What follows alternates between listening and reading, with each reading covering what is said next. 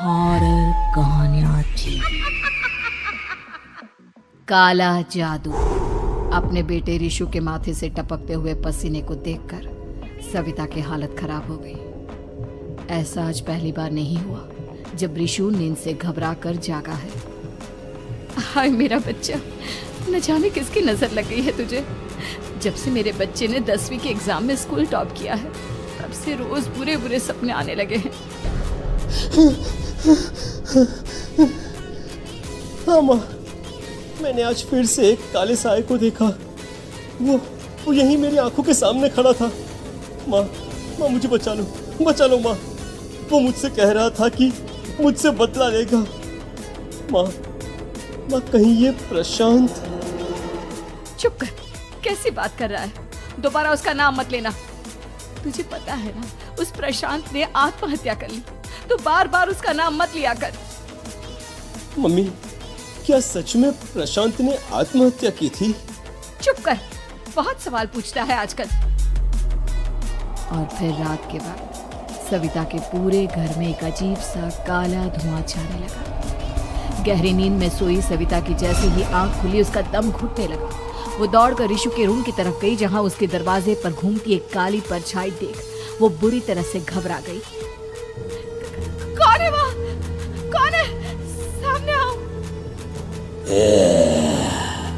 ये मैं हूँ, तुम्हारी काली करतूत। और अब मैं तुम्हारे बेटे को ले जाने आया हूँ। नहीं, मेरे बच्चे को छोड़ दो प्लीज। मेरे रिशु को कुछ मत करना। वो परछाई रिशु के कमरे में घुस जाती है। सविता भी उसके पीछे पीछे दौड़ कर जाती है और देखती है कि अब वो साया साफ नजर आ रहा है। वो सर से पैर तक खून में सना हुआ था और उसके शरीर के सारे अंग कटे फटे। क्या चाहिए तुम्हें? तुम जो बोलोगे मैं करूंगी, लेकिन मेरे रिशु को छोड़ दो।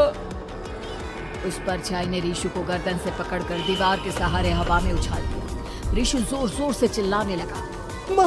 माँ बचाओ मुझे, बचा लो माँ। ये मुझे मार डालेगा। माँ मुझे बचा लो माँ। नहीं, ऐसा मत करो। मुझे मार दो लेकिन मेरे बच्चे को छोड़ दो। मैं तुम्हारे आगे हाथ जोड़ती हूँ। वो परछाई रिशु को जमीन पर गिरा देती है और अचानक वहां से गायब हो जाती है।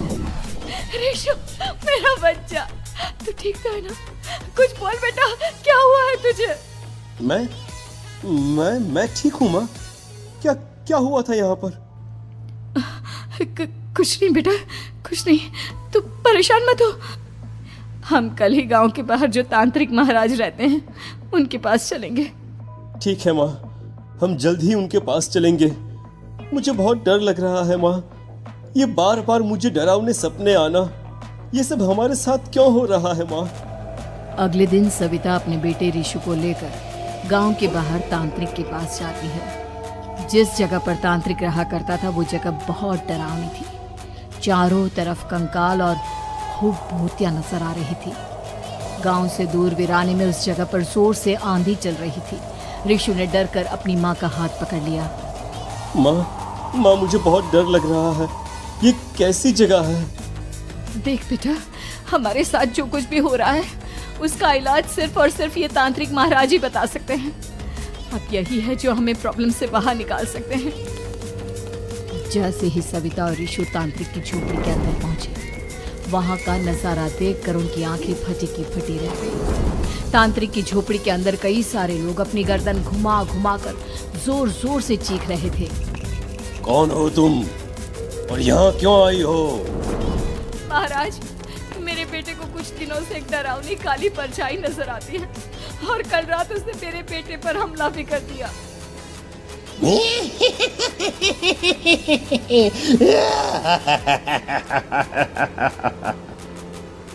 मम्मी हमें यहाँ से चलना चाहिए। ये जगह मुझे ठीक नहीं लगती। नहीं बेटा, ऐसा नहीं कहते। रुक जाओ, 2 मिनट के लिए रुक जाओ। क्या कहा? काली परछाई? तुम्हारे बेटे पर किसी काली परछाई ने हमला किया? हाँ महाराज, वो कह रही थी कि वो मेरे बेटे को कुछ कर देगी, कोई उपाय बताइए महाराज। मेरे बेटे के साथ कुछ गलत नहीं होना चाहिए। तुमने किसी दूसरे के साथ गलत किया है तो तुम्हारे साथ भी गलत होकर ही रहेगा। तुमने किसी की जान ली है, किसी को मार डाला है तुमने। नहीं महाराज, मैंने ऐसा कुछ नहीं किया। मैंने किसी की जान नहीं ली। मुझे कोई उपाय बताइए। लगता है तुम इतनी आसानी से नहीं मानोगी। मैं तुम्हें अभी उस काली परछाई से मिलवा देता हूँ और वही सारा सच तुम्हारे सामने लेकर आएगा। सविता और ऋषु ने डर के मारे अपनी आंखें बंद कर ली। तभी अचानक तांत्रिक की झोपड़ी में अजीबोगरीब आवाजें गूंजने लगी। सविता और ऋषु बुरी तरह से कांप रहे थे। आंखें खोलो और अपने सामने देखो।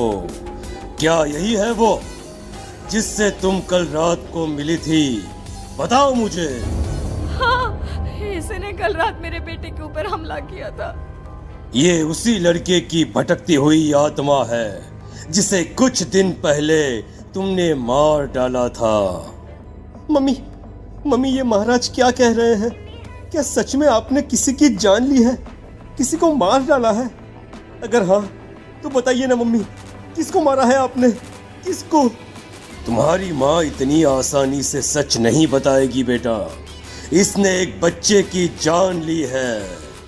कहीं उसका नाम प्रशांत तो नहीं महाराज? वो मेरा दोस्त है, मेरा मतलब मेरा पड़ोसी है। सही पहचाना। देखा सविता, तुम्हारा खुद का बेटा भी जानता है कि तुमने किसी के प्राणों की बलि चढ़ा दी और इसीलिए अब उसकी बुरी आत्मा तुम्हारे घर में भटकती है।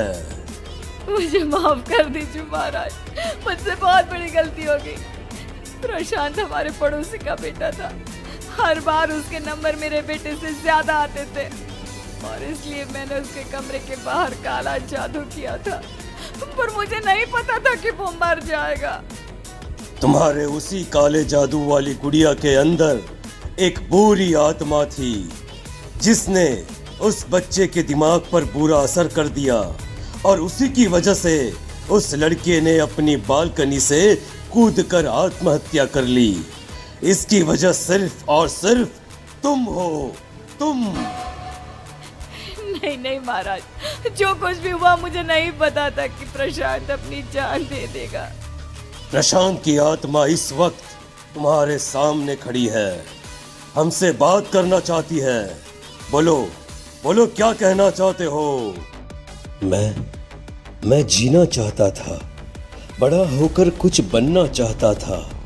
आपके बेटे से मुझे कोई परेशानी नहीं थी।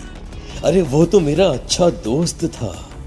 मुझे माफ कर दो बेटा, मुझसे बहुत बड़ी गलती हो गई, मुझे माफ कर दो। माफ करने से मुझे वापस जिंदगी नहीं मिल जाएगी। मेरे माँ बाप आज भी मेरे लिए रोते हैं। आपने मेरे साथ बहुत गलत किया है, बहुत गलत। और तभी अचानक प्रशांत की आत्मा वहां से गायब हो जाती है। सविता जोर जोर से रोने लगती है। सुन लिया तुमने? ये तुम्हारे अपने ही किए हुए पाप हैं जो इस तरह से तुम्हारे सामने आ रहे हैं। माँ, ये आपने अच्छा नहीं किया। सिर्फ 10th बोर्ड के एग्जाम में मैं टॉप कर पाऊं, इसलिए आपने मेरे दोस्त के ऊपर काला जादू कर दिया। नहीं मम्मी, नहीं, अब हम कभी खुश नहीं रह पाएंगे, कभी नहीं। मेरे दोस्त की आत्मा को कभी शांति नहीं मिलेगी मम्मी, कभी नहीं। लेकिन मैंने जो कुछ भी किया सिर्फ तुम्हारे लिए किया। वो लड़का हमेशा फर्स्ट पोजीशन पर आ जाता था और इस वजह से हमेशा तुम्हारे मार्क्स कम पड़ते थे। मैंने तो सिर्फ उस पर एक छोटा सा काला जादू किया था बेटा। मुझे क्या पता था कि उसका ये नतीजा निकलेगा। जिस गुड़िया को तुमने उस लड़के के कमरे के दरवाजे पर लगाया था, दरअसल उसके अंदर एक बुरी आत्मा का प्रवेश हो गया था, जैसा कि अक्सर काला जादू करते समय हो जाता है। मुझे अपनी गलती का एहसास हो गया है। मैं प्रायश्चित करना चाहती हूँ, आप बताइए मैं क्या करूँ? प्रशांत के घर जाकर उस काली गुड़िया को वहां से निकालकर यहाँ लेकर आओ।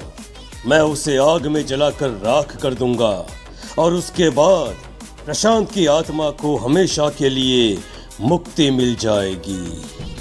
अगली रात सविता चुपचाप अपने पड़ोसी प्रशांत के घर जाती है।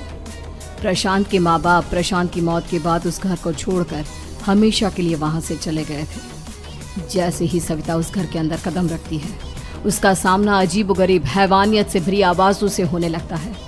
ऐसा लग रहा था जैसे कोई बुरी तरह से चीख रहा हो। सविता जैसे ही प्रशांत के कमरे के बाहर पहुंचती है, वहां पर लटकी हुई गुड़िया के शरीर से खून टपकने लगता है। ये क्या हो रहा है? इस गुड़िया के शरीर से खून क्यों टपक रहा है? सविता हिम्मत करते हुए उस गुड़िया को वहां से उतारने की कोशिश करती है, लेकिन तभी अचानक से बहुत भयानक दिखने वाली औरत उसकी आंखों के सामने आकर खड़ी हो जाती है। मैं यहाँ से कहीं नहीं जाऊंगी, और अगर तूने मुझे यहाँ से हटाने की कोशिश की तो मार डालूंगी मैं तुझे। नहीं नहीं, मुझे तुम्हें यहाँ से ले जाना ही होगा, नहीं तो मेरा बेटा, उसकी जान को खतरा है।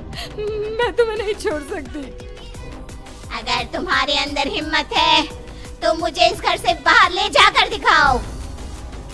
और ऐसा कहकर वो औरत सविता के ऊपर हमला कर देती है और उसे हवा में उछाल उछाल कर जमीन पर पटकती है। लेकिन तभी अचानक मौका देखकर सविता अपने हाथ में ली हुई सुई उसके हाथ में चुभो देती है। हाथ में सुई लगते ही वो औरत जमीन पर तड़पने लगती है। ये क्या किया तूने? ये क्या कर दिया? तुझे ऐसा नहीं करना चाहिए था।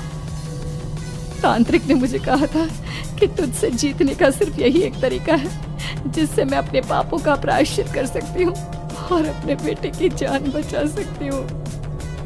और उसके बाद वो डरावनी दिखने वाली औरत एक छोटी सी जादुई गुड़िया में तब्दील हो गई और सविता ने उसे ले जाकर तांत्रिक को दे दिया। तांत्रिक ने जादुई गुड़िया